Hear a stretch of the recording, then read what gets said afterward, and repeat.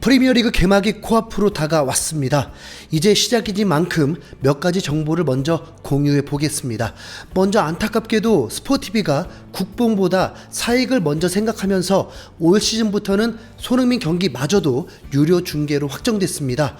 비난이 올 것을 알면서도 그리 정한 건 아마도 많은 팬들이 유료로라도 시청할 거라 판단한 거겠죠. 참고로 프리미어리그는 스포티비의 독점 계약입니다. 혹 노여워하신 분들 마음 잘 추스리시고 선수들 응원해 봅시다. 토요일 새벽 4시부터 리그가 시작되는데 토트넘 경기는 아니지만 매우 주목되는 경기입니다. 아스날이 크리스탈 팰리스를 원정 경기임에도 2대0으로 꺾으면서 기분 좋은 출발을 하게 되었습니다. 팰리스는 홈에서 매우 강한 편인데 실제 경기력은 매우 대등해서 아스날이 어려움을 많이 겪었지만 마르티넬리의 선제골과 후반에 자책골이 나오면서 승리하게 되었습니다.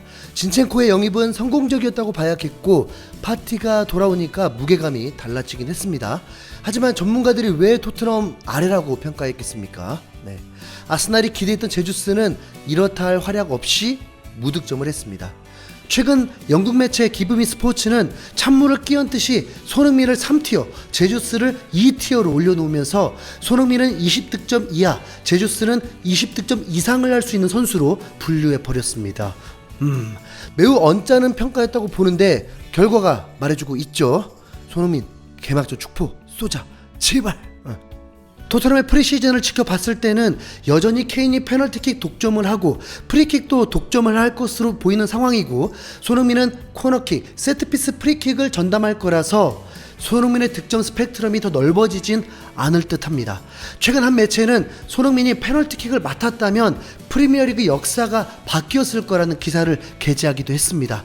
손흥민은 이미 골 결정력이 리그에서도 가장 높은 선수이기 때문에 기회가 많이 주어지는 것이 가장 중요합니다. 훈련에서 잘 보여지진 않았지만 손흥민이 시즌마다 발전을 했듯이 콘테 감독이 헤딩슛을 집중적으로 연습시켰다면 좋을 텐데. 손흥민이 머리까지 잘 쓰게 되면 온몸이 무기가 되겠죠. 페리시치는 이미 100% 컨디션으로 뛰지도 않았는데 토트넘 퀄리티를 확 올려버리는 활약을 보여주었습니다. 페리시치가 활약을 할수록 손흥민은 문전으로 파고드는 일이 많아지고 헤딩 찬스가 전보다 더 많이 나올 것입니다. 월드클래스라면 약점 더 줄여야죠. 또한 반대쪽의 모우라의 윙백 활용에서도 도움을 기대해 볼 수 있는 상황입니다. 자, 그리고 토트넘 경기 전 밤 8시 30분에는 리버풀이 올 시즌 승격된 풀럼을 상대하게 됩니다. 그런데 하필 리버풀을 만납니다. 리버풀의 새로운 공격진은 도합 60골 이상이 가능하다는 평가를 받고 있는데 첫 경기부터 다득점이 예상되고 있습니다. 그리고 11시에 토트넘이 사우스햄튼과 경기를 합니다. 사우스햄튼 감독은 경기 전 인터뷰에서 의외의 자신감을 가지고 있었습니다. 우리는 프리시즌 기간 동안 3백을 완성하기 위해 노력해왔다. 하지만 우리는 지난 시즌 토트넘을 상대로 4-2-2 포메이션으로 나서서 좋은 경기를 하기도 했다. 지켜보면 알 것이다. 당시 좋은 경기라고 한 건 토트넘을 상대로 1승 1무를 거뒀기 때문입니다. 토트넘에게 강했으니까요. 그리고 사우스햄튼이 분위기만 타면 강팀과도 매우 대등한 경기력으로 결과를 내기도 했습니다. 개막 때 사우스햄튼이 그런 경기력을 낼 수 있을까? 콘테 감독은 전혀 반대로 얘기했습니다. 그때 토트넘과 지금의 토트넘은 다르다고 말이죠. 원정에서 무승부는 팀을 알아가는 단계였고 홈 경기에서 역전패는 팀을 가다듬고 있는 중이었습니다. 홈에서 2대3 패배가 매우 충격이었는데 이때 토트넘의 약점은 여실히 드러났습니다. 문전으로 날아오는 크로스에 모두 당했습니다. 보통 약팀이 득점을 할 수 있는 가장 운 좋은 작전이기도 하지만 축구 지능이 아쉽게 느껴지는 선수들이 있는 한 구멍이 생기고 결국 기회를 줄 수밖에 없습니다. 콘테 감독 인터뷰를 통해서는 수비 라인 퀄리티가 그렇게까지 달라지진 않을 듯 합니다.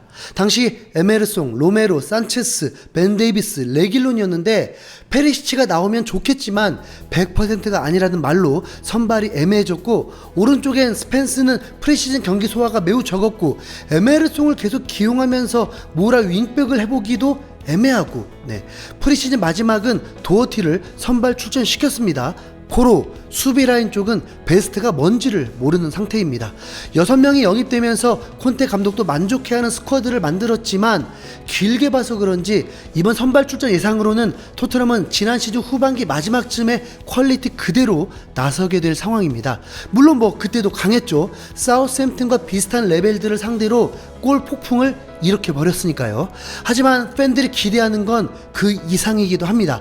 골만 많이 들어가는 것이 아니라 강팀들과 견주는 경기력과 속도를 보고 싶은 거니까요. 네. 콘테 감독은 스킵이 부상으로 이탈한 상황이라고 했고 비수마도 컨디션을 지켜봐야 한다고 했습니다. 그렇다면 선발 출전이 아닐 듯 하죠. 네. 또한 디 애슬레틱에서는 페리시치의 결장 가능성도 열어놨습니다. 그럼 뭐가 되죠? 토트넘은 거의 바뀐 게 없는 퀄리티로 사우스햄튼을 상대하게 됩니다. 사우스햄튼 정도는 충분히 이길 수 있다고 하지만 토트넘의 목표는 더 높다고 봐야 하기 때문에 지금 전력보다 더 강해야 하는데 선수들의 잔부상들이 전력을 떨어뜨리고 있습니다. 팀이 우승을 한다는 건 결코 실력만으로 결과를 낼 수 있는 게 아닙니다. 실제 네빌이 언급했던 부상 문제에 따라 팀의 성적은 확 달라지게 됩니다. 토트넘은 많은 전문가들이 3위를 예상하고 있을 정도로 팀이 좋아졌다 평가하고 있습니다. 지난 시즌 6위에서 지금은 첼시를 넘은 3위로 평가했으니까 뭐 긍정적으로 봐야겠죠. 하지만 개막 상황부터 봐도 토트넘을 위험에 빠뜨리고 있는 것이 바로 부상입니다. 올 시즌은 특별히 월드컵까지 있기 때문에 강팀에 속한 선수들은 이번 시즌이 가장 힘든 시즌이 될 것입니다.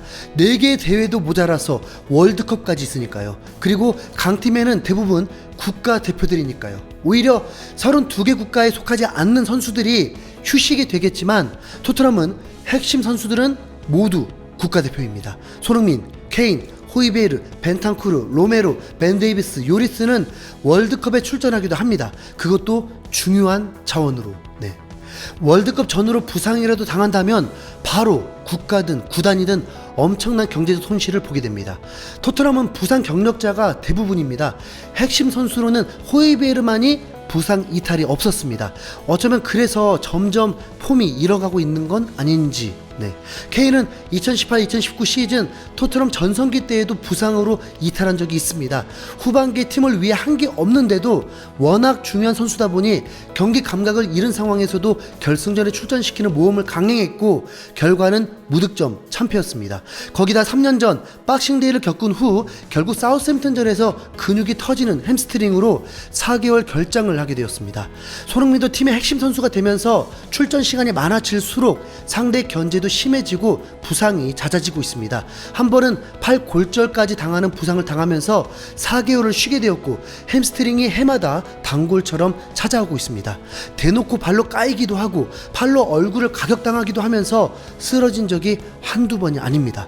도어티는 콘테 밑에서 새로운 선수가 될 조짐을 보였다가 한순간 거친 태클로 쓰러지면서 인대 파열로 시즌 아웃이 되기도 했습니다. 로메로도 지난 시즌 후반기에 갑자기 부상으로 시즌 아웃을 해버리기도 했고 세세뇽도 폼이 올라오는 중 부상으로 빠지면서 레길론이 뛰어야만 했습니다. 다이어, 벤 데이비스도 부상으로 이탈한 적이 있습니다.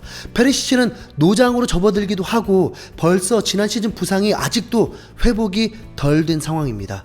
그러고 보니 브라질 3인방하고 산체스만 멀쩡한가요?